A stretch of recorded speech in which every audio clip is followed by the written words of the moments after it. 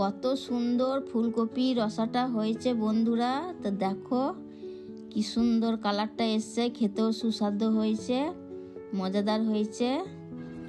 বন্ধুরা, পেট পুজো পাঁচমিশালি রান্নাঘরে তোমাদের স্বাগতম, অনেক অনেক স্বাগতম। তা আজকে রান্না করব ফুলকপির রসা। এই যে প্যান বসিয়ে নিয়েছি, এবার তেলটা দিয়ে দিচ্ছি, গরম হয়ে গেছে। এবার পাঁচ ফোড়ন দিয়ে দেবো ফোড়নে, তারপর পেঁয়াজ কুচি রেখেছি, পেঁয়াজ কুচিটা দিয়ে দেবো।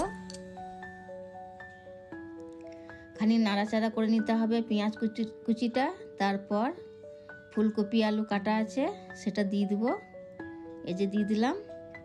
তো বন্ধুরা, এই ফুলকপি রসা খেতে পরোটার সাথে, লুচির সাথে, মুড়ির সাথে, রুটির সাথে, ভাতের সাথে, সবারই সাথেই খাওয়া যাবে।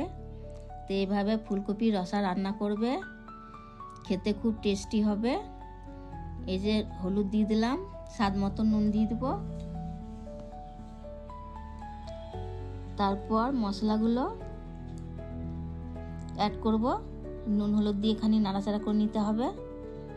তারপর মশলাগুলো দেবো এবার একে একে। তো কী কী উপকরণ দিচ্ছি দেখো তোমরা, আর এভাবে তোমরা রান্না করবে ফুলকপিটা, খেতে খুব মজাদার হয়েছিল। এই যে জিরে গুঁড়ো দিয়ে দিলাম প্রথমে, অল্প জিরে গুঁড়ো, তারপর লঙ্কা গুঁড়ো, তারপর আদা রসুনের বাটাটা দিয়ে দিব। এই যে আদা বাটাটা, রসুনের বাটাটা দিয়ে দিলাম, দিয়ে আবার নাড়াচাড়া খানিক করে কষিয়ে নিতে হবে যাতে মশলার গন্ধটা না আসে।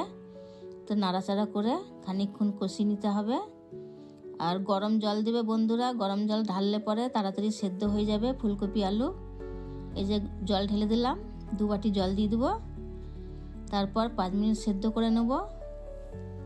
তো দেখো বন্ধুরা, কালারটা কত সুন্দর এসেছে। তোমরাও এভাবে বাড়িতে রান্না করবে ফুলকপির রসা, খেতে খুব মজাদার হয়। তো ট্রাই করো তোমরা বাড়িতে।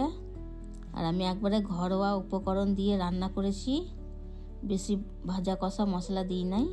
এবার টমেটো কুচিটা দিয়ে দিলাম, তারপর আর একটু সেদ্ধ হতে দিয়ে দেবো। নামাবার সময় ধনেপাতা কুচি আর একটু গরম মশলা দিয়ে নামিয়ে দিলেই ফুলকপির রসা একবারে কমপ্লিট হয়ে যাবে। তো এই যে টমেটোগুলো গলে গেছে, এবার কিছু মশলা দেবো ফুলকপির মধ্যে। এবার দিচ্ছি ধনেপাতা কুচি দিয়ে দিব। তো এই যে ধনেপাতা কুচি দিয়ে দিলাম। এবার খানিক গরম মশলা দিয়ে খানিক নাড়াচাড়া করে নামিয়ে নিলেই হয়ে যাবে ফুলকপির রসা।